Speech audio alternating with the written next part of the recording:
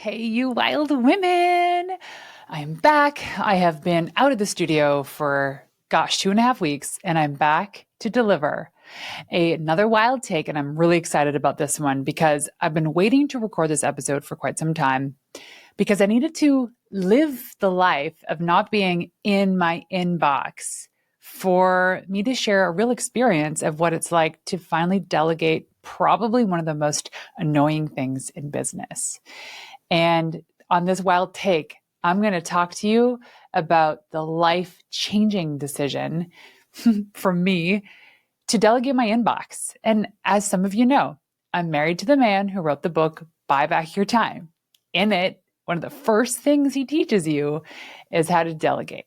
And delegation beyond inbox, but it is probably the biggest game changer, especially if you're in a business that requires you to be online, especially if you're in a business that requires you to be out in the field and you're not sitting at a desk all day, but you need somebody to manage those inquiries. Especially if you're in a business where response time for sales inquiries is going to be a game changer. So you're the CEO or the founder of your company. You had a vision for what it is that you're bringing to this world. And the last thing you should be doing is spending your time in your inbox. Your inbox is where your vision goes to die in 15 minutes or less. Most of us have this fear of delegation.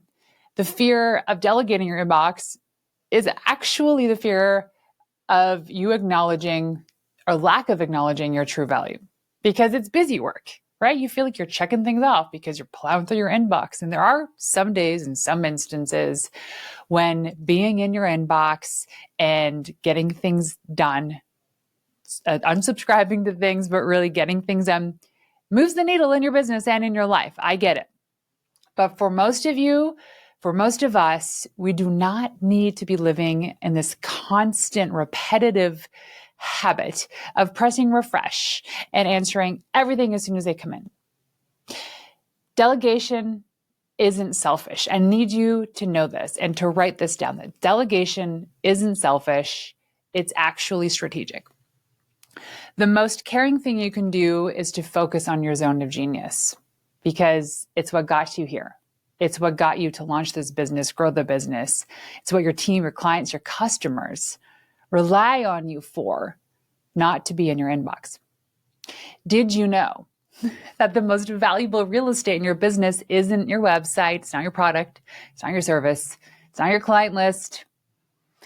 It's actually the 2 hours a day you spend at your waste on your inbox. The most valuable real estate in your business is the time that you take dedicated to actually doing the thing that grows your business. And I guarantee you being in your inbox is not one of them. According to a Harvard Business Review, entrepreneurs and business owners now spend approximately a third of their work week managing communications, while email being the primary channel. So if you think about that, that's over 13 hours a week. Or I did the math, 776 or 676 hours annually. Imagine what you could do with your life if you were delegating that to somebody who is the primary manager of your inbox, who loves doing this, who can be your virtual assistant. And let me tell you, one of the sponsors of this show is called Linked VA. Linked VA, they have sourced some of the top performing people that can help you manage your inbox. And I'm going to tell you why. If you don't do this, if you're not hiring an assistant, if you're not delegating your inbox, you're losing out on life. And I'm going to show you today some quick tips that worked for me, that worked for some of the top performers I know, and how they get themselves out of the weeds of being in their inbox. It actually took me 23 years to get to this point. That's how long I've been an entrepreneur for.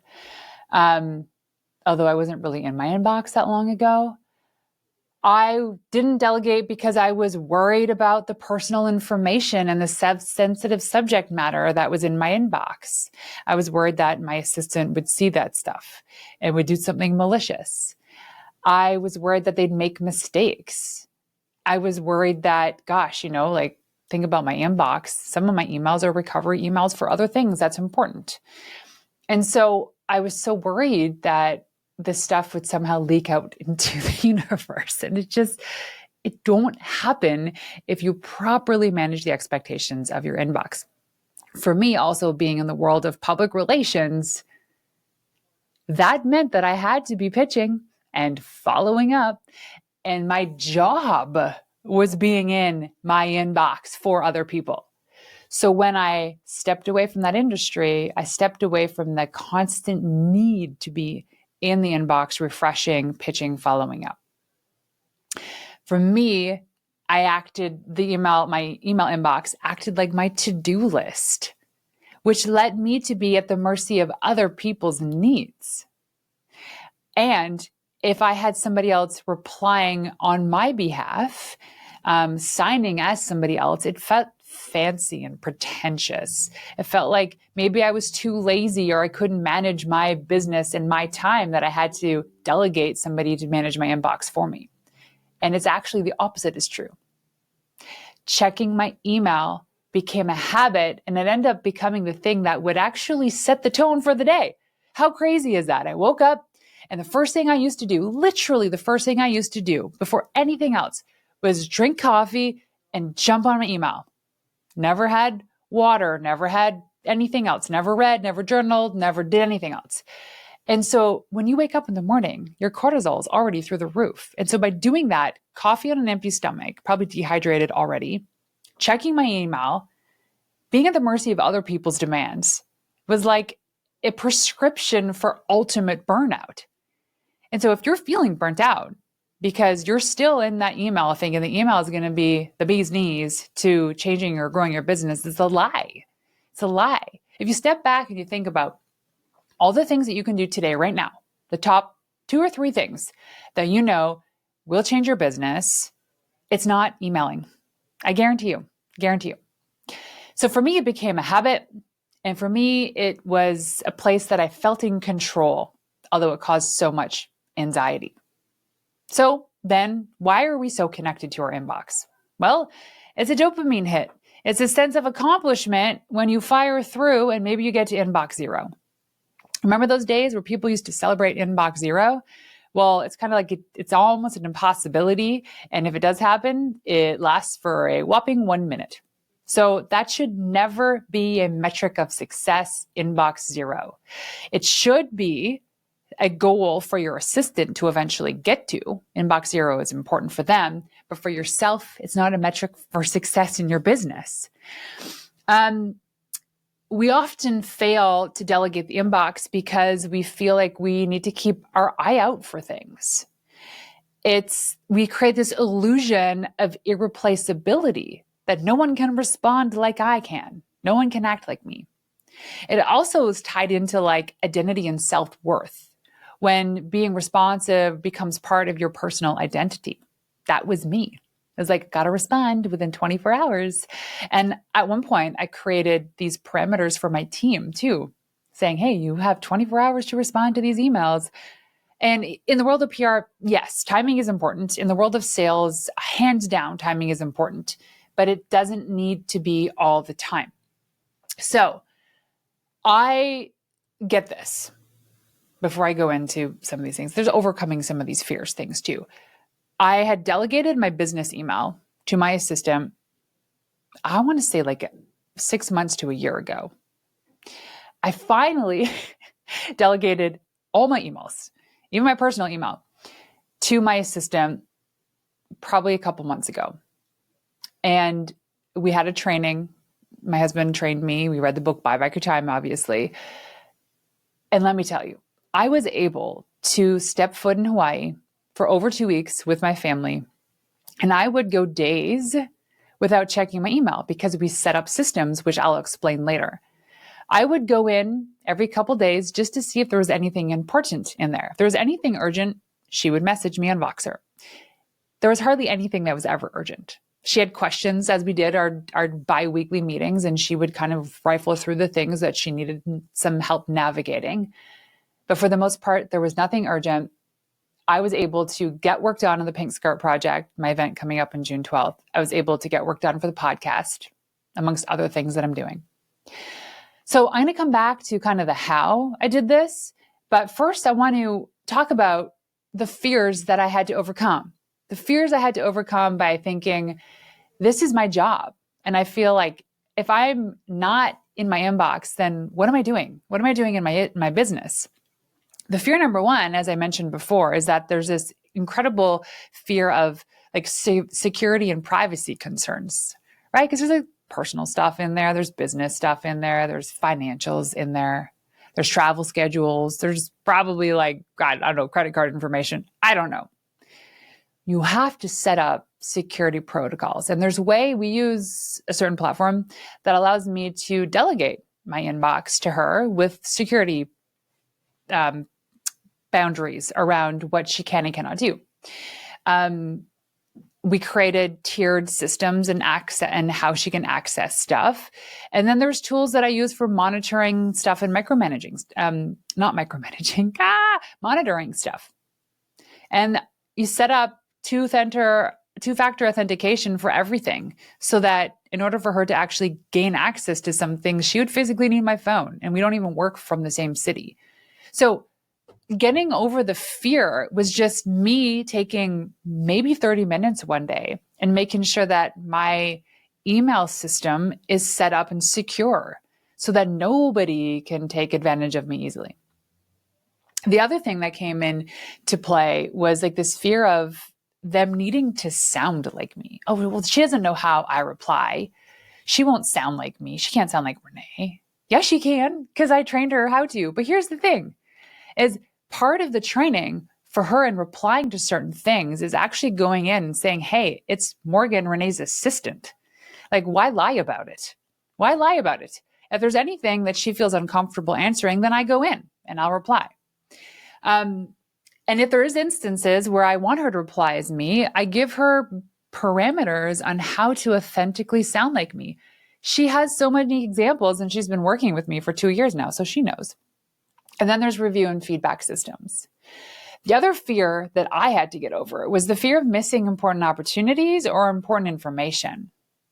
So we've created foolproof flagging systems. We have this 80-20 rule of email importance. It's like, if it doesn't feel like it's that important, that we could probably archive it or delete it. But if it feels like it is important, then she brings it to my attention. And the thing about delegation is that when you're forced to go in and clean house, right? Because the one thing I had to do is I had to go into my inbox. I had to clean up shop.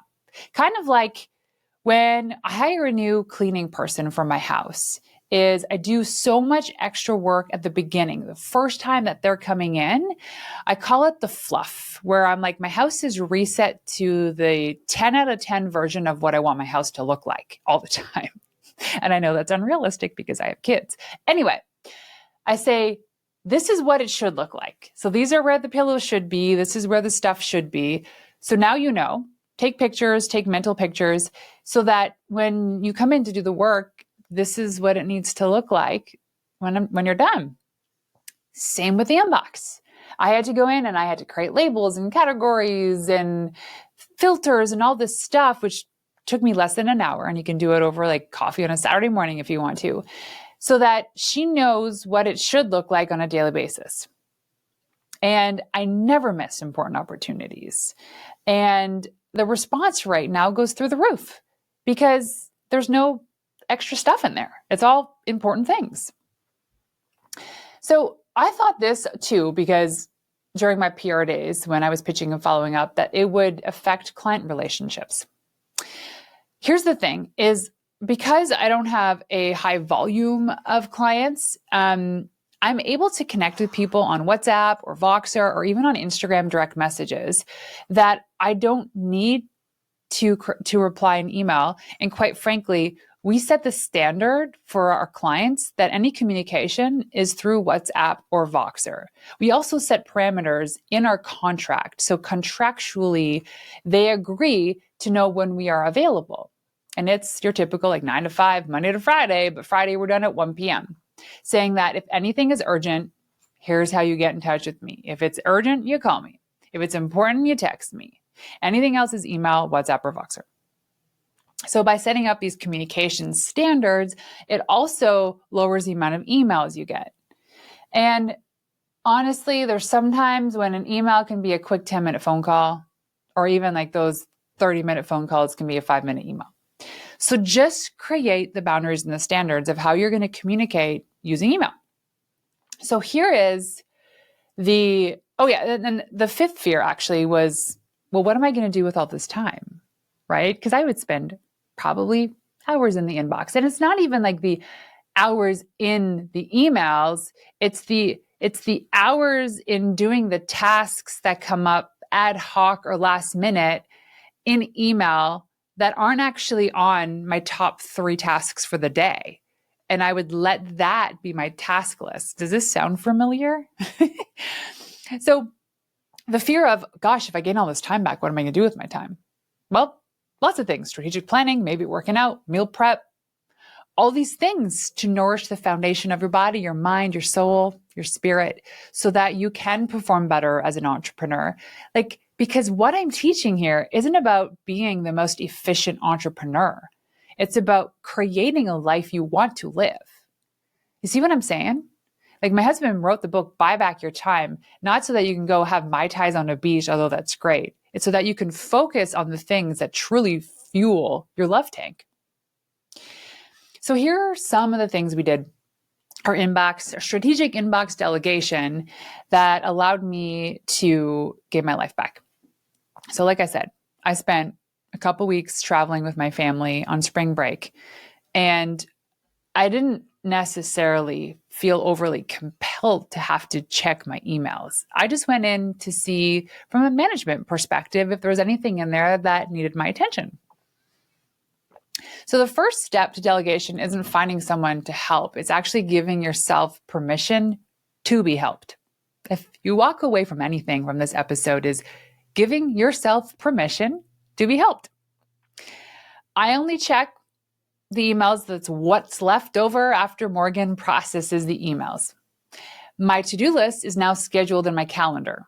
So if it's not already in there, I do my journaling in the morning, and I do my top 3 things that needs to get done by the end of the day. Those get then put into my calendar. So nobody can book that time, and that becomes my task list. That works for me. And just creating these communication guidelines and what is a respectable response time. And let's be honest, 24 to 48 hours is pretty normal these days. And that's kind of what we follow. And we don't have to respond over the weekend. So how I did this? Well, first step was to audit and categorize and label my inbox. So we use Gmail. I paid attention to kind of how I was using my email and my inbox, the patterns that showed up. And I did this over the course of a week to see, gosh, I wasted time reading newsletters that just haven't helped me in business or life. So I went in and literally unsubscribed from absolutely everything. I categorized emails based on certain labels like parenting, urgent, Morgan to review, so that when I'm processing stuff, if I'm in there and I don't need to be doing anything other than delegating the inbox, I can at least label these things so she knows what to go in and review.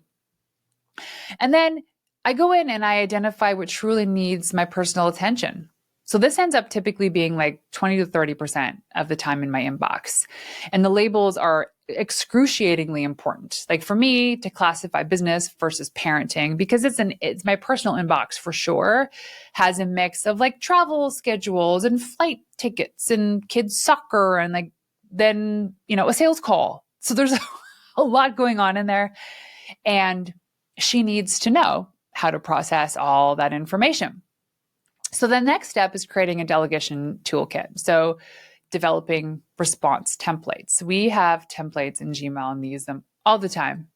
So if there's any question about how to act as your voice, then you write those templates and you train your assistant how to do it. Then you create clear boundaries on escalation protocols if anything comes up. Again, if anything's urgent, she will call me or text me. Next up is Voxer. We Vox all the time. We do a 2-meeting-a-week debrief and some of them are working sessions. And then every day there's Voxer. She'll be like, hey, Renee, there's 2 emails in your inbox. I labeled them parenting. Not sure what you need me to do with those. And so we build systems to prevent future email overload. And so she processes my inbox every day at 11 a.m. and at 4 p.m. her time. And I'm not to be checking my emails. Still go in sometimes, admit it. But really, I don't need to be in there because she is kind of like my 411 or my 911. And she will Vox me whenever I need to pay attention to something. So the third step is really giving access and training. I know that in my husband's elite coaching program, he has some really awesome training on delegation. If you haven't read the book, Buy Back Your Time, go check it out. But if you're interested in learning more about his elite coaching program, you can go to Dan Martell, 2 L's in Martell.com, or find him on Instagram. And then just DM him the word coach and you will get information. Typically how you do it is you set up like the base, the foundation, you kind of clear house, do your like spring cleaning. Then you record a Loom while training them. So you get on an hour-long Zoom call, record Loom, screen capture everything and train them how to do it. You give them access. You let yourself to trust the process.